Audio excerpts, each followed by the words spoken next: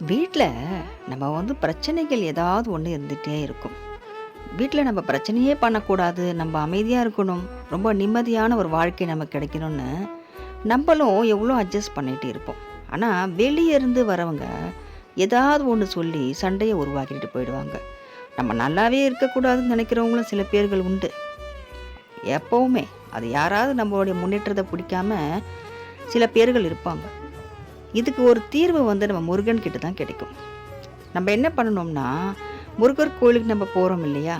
அங்க திருநீறு தராங்க. நம்ம அத வாங்கி அங்க பூசிட்டு, அது மிச்சம் இருக்க திருநீர் நம்ம வீட்லயும் வைக்கிறது உண்டு. சாமியாண்ட வச்சு தினமும் நம்ம வச்சுப்போம். அது என்ன பண்ணணும்னா, அந்த திருநீரை நம்ம உள்ளங்கையில வச்சுக்கிட்டு, நம்ம வாசல பார்த்து, நம்ம எந்த முருகர் கோயிலுக்கு போயிட்டு வரோமோ, அந்த முருகன நம்ம அப்படியே மனசுல நெனச்சுக்கிட்டு, முருகா இனிமேல் எங்கள் வீட்டில் எந்த பிரச்சனையும் இருக்கக்கூடாது, எந்த கெட்டவங்களுக்கும் நம்ம வீட்டில் என்ன இருக்கக்கூடாது, உன்னாட்சி எங்கள் வீட்டில் நடக்கணும்னு சொல்லிட்டு அந்த திருநீரை வாசலை பார்த்து ஊதி விட்டுடணும். அப்போது நமக்கு அந்த முருகருடைய சக்தி நம்ம வீட்டில் நிறைஞ்சிருக்கும். முருகரை வணங்கினாலே வேல் வந்துடும் வீட்டுக்கு நான் சொல்லியிருக்கேன். அது சத்தியமான உண்மை.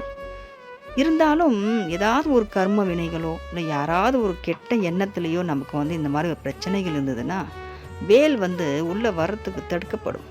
அப்போது இந்த மாதிரி நம்ம திருநீரை ஊதி விடும்போது நமக்கு எல்லாம் கஷ்டமும் தீர்ந்து வேல் தானாகவே உள்ளே வந்துடும்.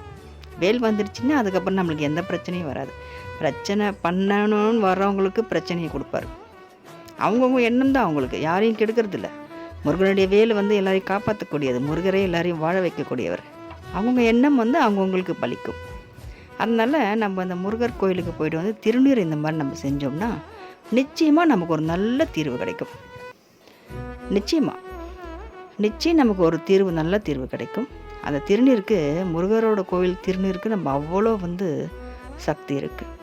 வெற்றிவேல் முருகனுக்கு அரோகரா.